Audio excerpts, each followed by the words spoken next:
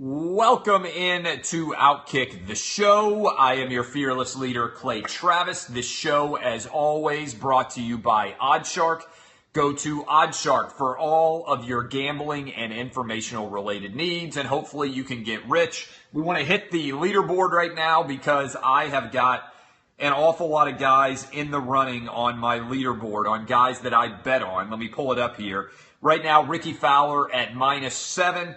We've got Butch Harmon, not Butch Harmon, some other guy, Harmon, I don't know him.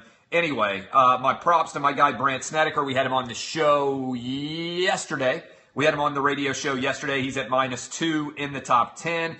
Sergio's at -2 through 2. Hell of a start for Sergio. Again, this is live at 3 Eastern. So if you're listening later, there probably will be guys making moves. I've also got Lee Westwood on my board. So I've got 4 of the top 10 right now. Brian Harmon evidently is that guy's name. I want to start off, if you didn't hear this show, I think that Phil Mickelson got completely screwed on this whole scenario, all right? I'm a dad of 3. I think that it is crazy for a couple of different levels here. First of all, Phil Mickelson pays $30,000 a year for his daughter to go to this small private high school that has like 90 kids per class. And they randomly decide a year in advance that they are going to have the graduation on a Thursday at 10 a.m., like inconveniencing everybody. Why can't they have it on Wednesday? I think this is a dick move by this school. They know that one of the most famous dads in the class is Phil Mickelson, and that he doesn't control his schedule at all, and that every single year the U.S. Open is on Father's Day weekend. Every single year the U.S. Open is on Father's Day weekend. They're making it on a Thursday. They could have at least had it on Saturday or Wednesday, let Mickelson go play on Thursday and Friday, see how he's doing. Having said that, I would probably not go to my kid's graduation in this breakdown because I'm around my kids all the time. And I said on the show this morning, I am not a person who sits around and tries to make grand gestures, right? I think if you're the guy who has to show up on Valentine's Day and go all out to prove to your girlfriend or your wife how much you like her on Valentine's Day, you're probably a really shitty boyfriend or husband. And vice versa too. Like on Mother's Day, if you have to go all out to show your mom that you like her, you're probably a shitty son or daughter, right? I'm not grand gesture guy, all right? I think you live well the whole year and don't then allow these arbitrary days to define you. Now, if you don't make that argument early, if you're in a relationship, then you're in trouble. If you're like, oh, I've got to go all out for this birthday, or I got to go all out for Valentine's Day, or, oh, man, if I don't make it in to see my daughter or son graduate, it's going to mean that I don't love them. Give me a break. I work from home a lot of the day. I eat lunch every day with my 2-year-old, just about, all right? Before that, I ate lunch with my 4-year-old and my 5-year-old. I travel some. If I happen to miss an event, like a kindergarten graduation or whatever it is, guess what? It's going to happen. It sucks if you miss a birthday, but I'd rather be there like 90% of the days that matter than go one day when it doesn't, when it is like a big grand event, okay? That's my thoughts. All right, and here's the other thing. This school 100%. This school 100% should have allowed Phil Mickelson to donate a certain amount of money and will move graduation that year to Wednesday. That's an easy move. Easy move, year out in advance. Phil Mickelson, we know every year he plays in the U.S. Open. We will move it to Wednesday. Everybody is equally inconvenienced just about on Wednesday at 10 as opposed to Thursday at 10. Allow Phil Mickelson to play in the U.S. Open. Let him endow a couple of scholarships. He's paying $30,000 a year. That, to me, is such an easy decision. All I do is solve problems, all right? I had my kid in private school. I paid over $20,000 a year for my kid to go to kindergarten. I know how private schools work. They're all about the money. This thing should have been resolved. Phil Mickelson should be playing in the U.S. Open. By the way, if he'd ever won a U.S. Open before, I wouldn't think it was a big deal. If he'd ever won the U.S. Open before, that is fine. Like, he wouldn't need to go if he had won the U.S. Open before. But he's trying to become the 6th golfer ever to win the Masters, to win the PGA, to win the British Open, and to win the U.S. Open. He's been close so many different times. I think it's a no-brainer. I think that this was a stupid move. I think it's a bad decision by the school. School should be ridiculed to the high heavens. I will continue there as well. Okay, Louisville. Louisville got their NCAA penalty today. It came out, the notice of penalty or whatever that notice of the penalty is called. It came out today, and Rick Pitino gets 5 games suspension in the ACC season. And as a result, he is also going to be dealing with, I think, kind of a ridiculous situation. Whether or not they're going to have to vacate wins. Now, I've gone back and forth on whether this vacation of wins policy makes sense. I still consider USC to be the national champ the year that they had to vacate their title because Reggie Bush had a better dorm room, got his family, got a cushy, beachside home. I don't consider that to have changed what I saw happen on the field that year. So I'm not going to suddenly say, oh, Louisville didn't win the 2013 national title. I'm not going to buy into that. I watched them beat Michigan. I don't like the idea that we play an entire season and now in the record books there's no champ. I think that makes no sense. All right? I think that Louisville doesn't deserve a penalty there. However, I think what's important about this story is that the NCAA is now trying to send an important message. They're trying to send the message that coaches can't say, oh, I didn't know. Oh, my bad. How was I supposed to know about this incident going on? How was I supposed to know about prostitutes, strippers, sex for recruits? How was I supposed to know about all that stuff that was going on? They are now saying, you know what, head coaches, you can't just turn a blind eye. You can't bury your head in the sand. If you employ these guys as assistant coaches, and the guy who did this got a 10-year show cause, if you do this, then we're going to hold you responsible. And I actually think that's the only way you could try and clean up anything surrounding this, right? I think the only way you can clean up anything that surrounds this is if you hold head coaches responsible. Why does this matter? Well, one, if I'm Ole Miss, I'm really nervous about what happened to Louisville. Because they're basically saying, we're standing behind Hugh Freeze. He did everything he could. There's no way he could have known that we were paying players. I don't think if this is the precedent that the NCAA is trying to set, I don't think that Ole Miss is going to be able to do anything that makes them look better with this Hugh Freeze situation. I also think that, in general, the NCAA has a real issue with the fact that there's no consistency to their punishments. And I'll just give you a couple of examples out there. Bruce Pearl got 3 years and an 8-game or 10-game or whatever the heck it was SEC suspension for lying about whether or not he had a kid at a cookout when he was a junior instead of a senior on an official visit. Aaron Kraft. As a result of all of that story, Bruce Pearl's program blew up at Tennessee. What's crazy is the NCAA later came back and said, you know what? We don't actually have any legitimate basis to have this rule in place. They did away with the rule. They suspended Bruce Pearl for 3 years, and then they did away with the rule. Meanwhile, we got guys like Frank Haith down at Miami paying players to come to Miami, and he got virtually no penalty at all. He went to Mizzou. They fought it. They proved the NCAA had used some illegal methods to try to get that testimony done, and he didn't end up with a penalty at all.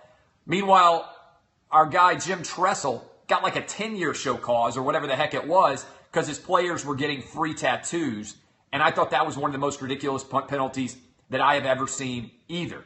And then you see what's going on at Baylor, and you see what's going on at Penn State, and you circle back around and you say, man, this doesn't seem like a very equitable situation that we have penalties like these coming down. So I think, and I've said this for a long time, I think the NCAA is a kangaroo court. I think it's a fundamentally broken organization, and I have come around to this point. I honestly think if there were no NCAA rules, that I would actually like things better. I mean it, because I think it would just put everything else out there in the open. Let me think about this for a minute.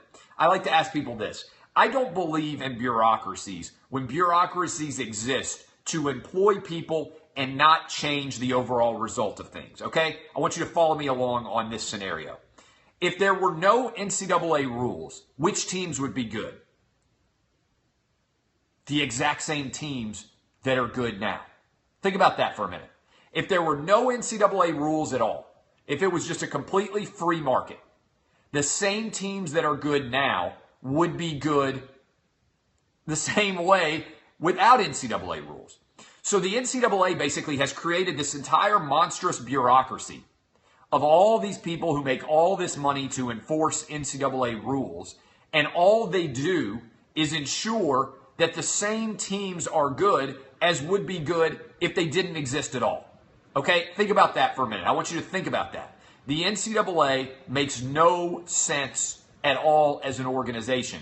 It is an impotent organization run by idiots. And here's the big thing that I have an issue with the NCAA on. People talk about moral issues all the time. I hit this one all the time because I don't hear anybody else saying it. The NCAA exists, by and large, to do what? To make sure that football and men's basketball players aren't getting paid to play for different colleges, right? That's what the NCAA exists in theory to do. Every other organization doesn't really need the NCAA that much because people don't care.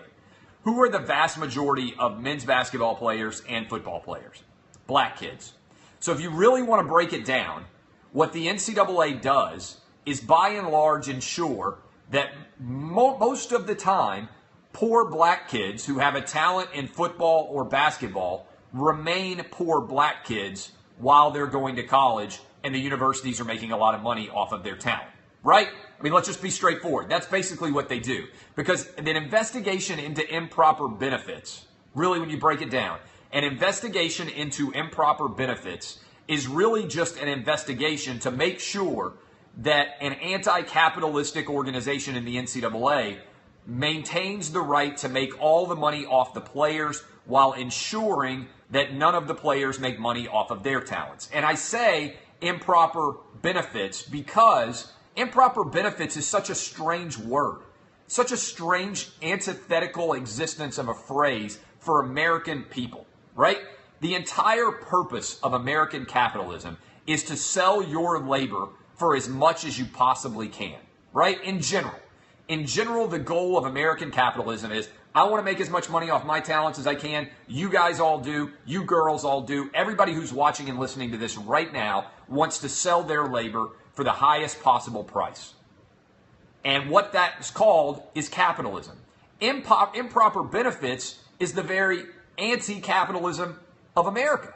Because what you're doing then is you're saying, okay, these people have talents, but they're not allowed to make money off of their talents. And what's unfair about this is if you have talents and your parents are rich, you can live in a fancy house. You can live in a fancy condo. You can have a really nice car because it's not an improper benefit to have a rich parent. But all of these people out there who are investigating for the NCAA, when they really look at improper benefits, what they're basically saying is, did a poor kid get something for playing sports? And what I always want to do is I want to take you outside of sports now for a minute. Take you outside of sports. A lot of you probably watching this right now went to college, didn't necessarily have that much money. A lot of you went to college, you didn't have that great of a lifestyle while you were in college. Some of you right now listening to this and watching this right now are in college and you're poor. I get it. I understand your perspective. I understand what it's like to not have very much money. I have been poor before, okay? In a grand scheme of things, I've been in situations where I didn't have that much money. Got money now, been a lot of times where I didn't have that much money, okay? So I want you to think about this. If you were in college and you were great at chemistry, but you were really, really good at chemistry and you were on scholarship, but you had no money outside of your chemistry scholarship, and you had a professor, and that professor one day came by and he said, use me as an example, Clay Travis, I want you to come by my house this weekend. I need some yard work done. If you can help me out, then I will pay you for it and you'll have some money in your pocket. All right, if that happened. Let's say I show up that weekend. I don't have any money. I work, moving trees around, cutting brushes, cutting the yards, whatever the guy wants me to do.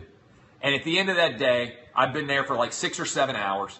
And he says, what do you think you deserve? $12, $13 an hour for yard work? Yeah, that sounds pretty good. And then at the end of the day, he gave me $400. How amazing would you think that was? If you got overpaid for the work that you were doing and it allowed you to have the ability to have a normal college kid life. $400 would last you a long time. That would be a normal, great thing for somebody to do. And if they did that and you got that money, you would be so in gratitude, so much in gratitude to that professor that it wouldn't be insane if you named your kid after that professor one day when you graduated and had kids of your own and one day had enough money. And if you were fortunate enough to have that money, you could one day pay it forward and end up overpaying other college kids who are majoring in biology or chemistry or math or history or English or whatever it was, and allow those other kids to take advantage of your generosity. You know what would happen if that happened and you were doing it for a football or basketball player? That would be an improper benefit. And there would be an investigation, and that player would be ineligible. Think about that analogy. Think about that exact analogy that I just gave you. Is that really an improper benefit? Is it really unfair that people who don't have anything can, based on their talent while they're in college, get more for that talent? So my issue with the NCAA in general is we talk a lot about morality in sports. I hear very few people talk about the immorality of having a kid go off to college, get his ass kicked by a coach, get beaten up playing football or basketball, and get nothing but the right to go to school. Now, you can say, oh, well, he's getting a free scholarship. I had to pay to go to school. That's true. But it's not a bargain for exchange. And ultimately, why does it matter to you if he gets $20,000 in cash also on top of his scholarship? How is that impacting you? How does that hurt the local economy that guy then goes out and buys a car or spends more money at the bar or spends more money on his rent than he otherwise would? Interesting question for you guys. Why are we getting into the pocketbook? I've never heard a good rationale for it. Why do we care? Not that the school itself should have to pay a player. That's a different philosophy. But why do we care? I mean, I've come around a long way on this. Why do we care if a poor kid gets extra money while he's in school because he's good at sports? I mean, in all honesty, I'm asking you that question because nobody cares if a kid is good at sports and he has rich parents and they spoil him and he's driving around in a Range Rover or whatever it is, like a brand new Jeep Grand Cherokee or whatever a kid wants, SUV on campus, and he's living in an apartment that's a lot nicer than the average kid on campus. Rich kids do that all the time. Tons of rich kids do that on campus every single day and every single week and every single month and every single year on college campuses all over the country. People are not equal on college campuses. Everybody knows the rich kid. Kid can roll up to the bar, put down his credit card, pay for every drink. Mom and dad have him an unlimited expense account. Why is that okay just because they happen to have won the lottery for parents or rich family? But if somebody else who also happens to have extra money wants to give a kid a few $1,000s extra because he had a good game against a rival, or because they want him to live in a better apartment, or because they'd rather have him have a reliable car than the shitty, crappy car that he has, or the Greyhound bus that he's having to take back and forth everywhere, or just so he can download the Uber app and actually have a card on file so that he can take an Uber home when he's been drinking instead of trying to walk home. I mean, these are interesting questions that I don't hear anybody at all asking. So, if you are talking about morality at all associated with the NCAA, then I think you're looking at this backwards. It's broken. The grand scheme of things here, the immoral actor in college athletics is not players. It's not boosters. It's not coaches trying to bend the rules. It is administrators at the NCAA who are ensuring that poor kids, when they get to college, are still poor kids when they leave college. I mean, think about that. No matter how good you are at basketball or football, and let's be honest, that's all we're talking about. Those are the only people who would get improper benefits. No matter how good you are, the NCAA's job is to make sure that you're just as poor when you enter school as when you leave school. And if you're not, that's a violation. What's the moral angle there? I don't ever hear anybody else say it, but I want you guys to think about it a little bit. That's why I don't support the NCAA. That's why I think every NCAA investigation is a sham, because at root, the basic job of the NCAA is immoral and indefensible from a capitalistic and market-based economy.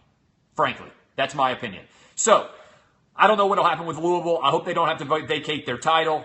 Rick Pitino obviously has had a lot of issues in the past. I think that when you look at the overall landscape of NCAA violations, that the new rule that the NCAA is trying to put forward is this one. If you are a coach, you're responsible for what your assistant coaches do. I don't think that bodes well for everything surrounding Ole Miss and Hugh Freeze, but I also don't particularly care because I think the NCAA is a sham organization designed to make sure that poor people remain poor, which is the exact opposite goal of what capitalists in America believe, which is if you have talent, work hard, sell your labor to the highest possible bidder, get rich boys and girls. That is what I believe should happen in this country. Okay, a couple other things. Speaking of get rich, boys and girls, hold on. Let me tell you about this ad. Let me tell you about my friends who can save you a lot of money, and I will make sure that they do as well. Magical Realty. We want to create a family tradition of vacationing in Orlando every year for very little money. A lot of you want to do this because you want to take your kids to Disney World, because you want to get down there. Orlando can be very expensive. Take it from me. You will not believe what I had to pay. Visit magicalrealty.com and find the vacation ownership that suits you best. Right now, you can own a Sheraton Vistana timeshare in Orlando for only $500 compared to the $18,000 the original owner paid. If owning isn't your thing, they specialize in rentals for Aruba, Orlando, and Hawaii. Contact Magical Realty to help you save big on your future vacations. Email them at info@magicalrealty.com. They will hook you up. Info, I-N-F-O, at magicalrealty.com. If you want a great deal on a place to stay, it's expensive. Trust me, I know. Email them and let them take care of you. Info@magicalrealty.com. All right, let's go into the McGregor Mayweather fight, because there's a lot of discussion about that. I think this is the biggest sham in the history of sports. I believe that the idea that Conor McGregor, who has not fought as a boxer in his entire life, is going to step into the ring and be better than Floyd Mayweather, who has been training as a boxer for his entire life, is the most ridiculous story that I have ever seen. Now, doesn't mean I'm not going to watch. Doesn't mean I'm not going to enjoy the trash talk. Doesn't mean that I'm not going to gamble on Mayweather to win this fight. But I think it's an insult to boxing that people believe that Conor McGregor can step into the ring and hit Floyd Mayweather when a guy like Manny Pacquiao and everybody else, the 49 other fighters that Mayweather has fought, have trained for their entire lives as boxers and haven't been able to get a glove on him. And you think this guy, Conor McGregor, who has never, ever fought in an actual boxing match, is going to suddenly step in and beat Floyd Mayweather in a boxing match? This is like the putt-putt champion of the world deciding that he's going to beat Tiger Woods head-to-head back when Tiger Woods was in his heyday, or whoever you want to say. Let's say right now, because he's in the lead, Ricky Fowler. This is like me having the championship in the world for putt-putt and expecting that suddenly I'm going to be able to step onto the golf course and beat Ricky Fowler in a game of golf, despite the fact that I've never played actual golf in my life. Look, if they wanted to make this fight a little bit entertaining, they could have said, okay, for 11 rounds, it's straight boxing. But if it makes it to 12, then it turns into an MMA fight. Then I would say, okay, that becomes a little bit intriguing. Can Conor McGregor avoid getting knocked out and still have enough left to MMA fight Floyd Mayweather in the 12th round? That's one that I would enjoy talking about, right? If the rules were 11 rounds straight boxing, but if Mayweather can't knock out McGregor, then in the 12th round, all MMA rules are at play, and Mayweather had to train as an MMA fighter, potentially to survive 3 minutes against Conor McGregor, that would be a fight that I would be interested in talking about and also watching. Now, am I going to pay for this fight? Yes. Am I going to sit around with a bunch of guys on August 26th and get drunk and watch Floyd Mayweather not get punched and win a 12-round decision against Conor McGregor? Yes. Do I blame Conor McGregor for wanting to make $100 million off of this fight? Hell no. I would do it. I would fight Floyd Mayweather for $100 million, and I've never fought in a boxing match either. I'd let him knock me out, even though I'm 6 foot 180 and he's 5'5", 154, whatever he is. I would go in there. I would put the gloves directly in front of my face. I would let him take some swings at me, and then I would go down, and I would cash that $100 million check. I just want to protect my brain and my hair. That's the only asset that I have at this point left. He can hit me anywhere else. The ribs can recover. My man boobs can protect me. I would go in and take a beating for $100 million in a heartbeat from Floyd Mayweather. All right? I don't blame Conor McGregor for doing it.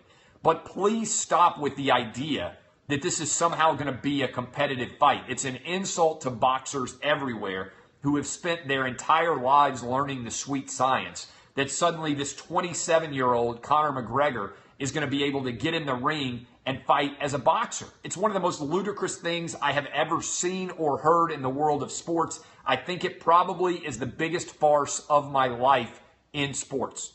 There is no doubt at all that Floyd Mayweather is going to win this fight. If you want a guaranteed payday, go take Floyd Mayweather, whatever the odds are, put as much money down right now, and you'll be good to go.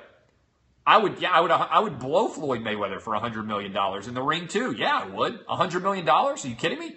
I have an unblemished record of heterosexuality, but if any man wants to pay me $100 million to blow him, hell yeah, I'll do it. Every woman on earth who is under the age of 40 just about has blown a dude for free or a meal at Red Lobster. I will 100% blow a dude, even as a straight guy, for $100 million. No doubt. I mean, I don't see why that's a difficult call. Like, I can never work again and have $100 million, and all I got to do is blow a dude? I mean, come on. Why would you not do that? I think anybody who's arguing otherwise is probably actually gay and trying to pretend that they aren't. I don't understand why that's a difficult question. All right. Finally, I am so sick of this ridiculousness from ESPN. ESPN Sports Center is tweeting out to $35 million that the reason why Colin Kaepernick is not on a team is, wait for it, boom, ESPN got to play the race card because he's black. This is so stupid and not smart and unintelligent and typical of ESPN that come June, when they don't have the finals anymore and they got nothing else to talk about, they trot out people and they say, oh, the reason why he's not on a team is because he's black. Let me tell you this right now. If Colin Kaepernick was as good as Aaron Rodgers, 32 NFL teams would try to sign him, even though he just protested the national anthem. NFL teams were willing to sign Michael Vick, Joe Mixon, despite the fact that he's on video breaking a girl's face in 3 places. Greg Hardy, despite the fact that he was accused of beating up his girlfriend and having an entire arsenal of guns on the bed there.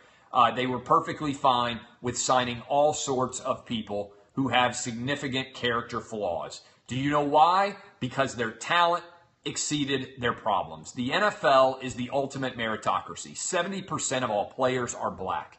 Do you think that a league that has created more millionaires than any league ever in the history of sports, and in fact, than any business in the history of the world, would employ 70% black people if it were a racist league? Colin Kaepernick is not employed because he's not good enough as a quarterback to offset the negatives that will come from him from a business perspective. I don't know why this is so hard to understand. Again, every time you see somebody talk about this, I would encourage you guys to go ask yourself this. If he is so great of an employee, why wouldn't ESPN pay him to talk about sports? All these ESPN people are like, oh, why didn't Colin Kaepernick hire? Why won't ESPN hire Colin Kaepernick?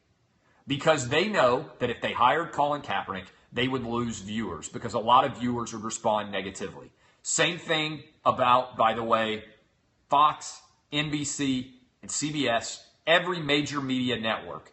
Everybody who's employed by these major media networks making money running around arguing Colin Kaepernick's not employed because he's black. Ask that question. If he's such a great business move, why wouldn't your business hire him to talk about sports? If he's so eloquent in his political persuasions, why wouldn't CNN and MSNBC and Fox News all decide to hire Colin Kaepernick to come on and talk about sports and politics mixed together all the time? The reason is because he's bad for business. If you're going to hire somebody who's bad for business, they better make you a lot of money. The only color NFL owners see is green. That's the truth. You don't get as rich as they do by making bad business decisions. And hiring Colin Kaepernick, who is at best a backup and is not going to start for your team, is a bad business decision. It alienates a certain segment of your fan base and the sponsors who support you, and it doesn't help you win games. The Bengals decided Joe Mixon, even though he's on video beating up a girl, makes it more likely that they can win their division and potentially contend for a Super Bowl.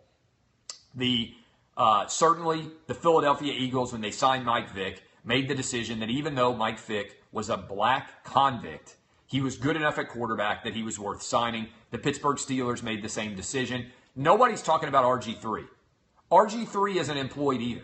Nobody's pointing out that RG3 has a dad, I believe, who's in the military and is a robust pro-America guy, right? Maybe even a Republican. Why is RG3 not employed? Because he's not good enough at quarterback. That's the truth.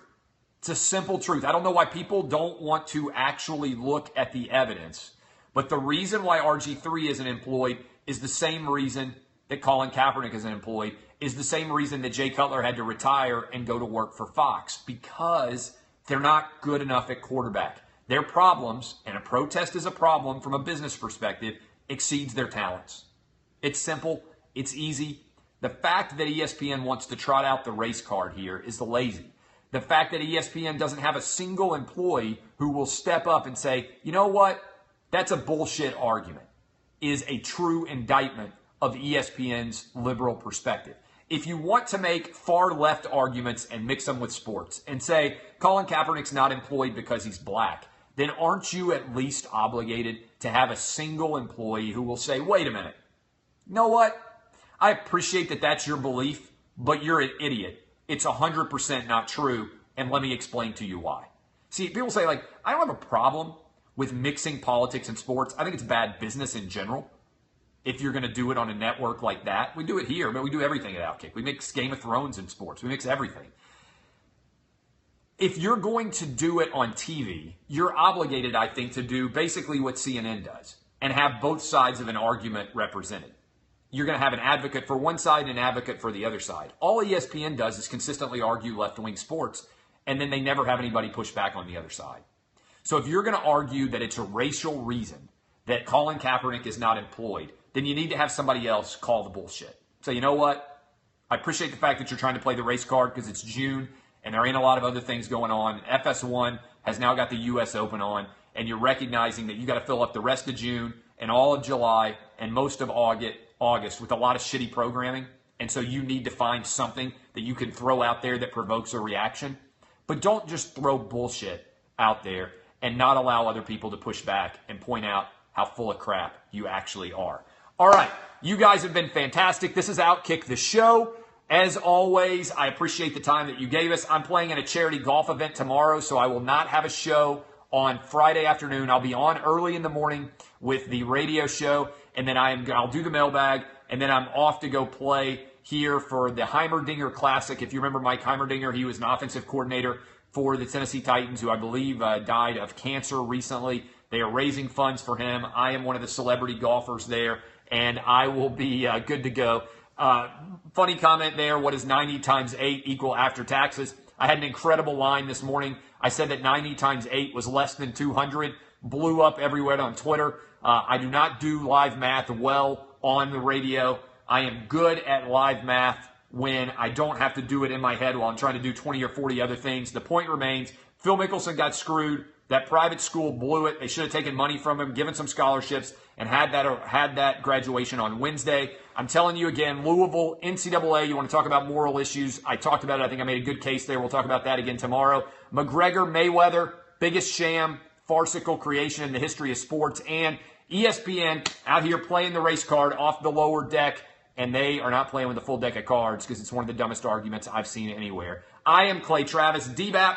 Go buy your DBAP shirts. We don't have that many left. Happy Father's Day. I may come on Saturday to react to the U.S. Open or Sunday to react to the U.S. Open, so stay tuned to your notifications. Special show over the weekend reacting to the U.S. Open, probably very likely. I love all of you. Thank you for supporting Outkick.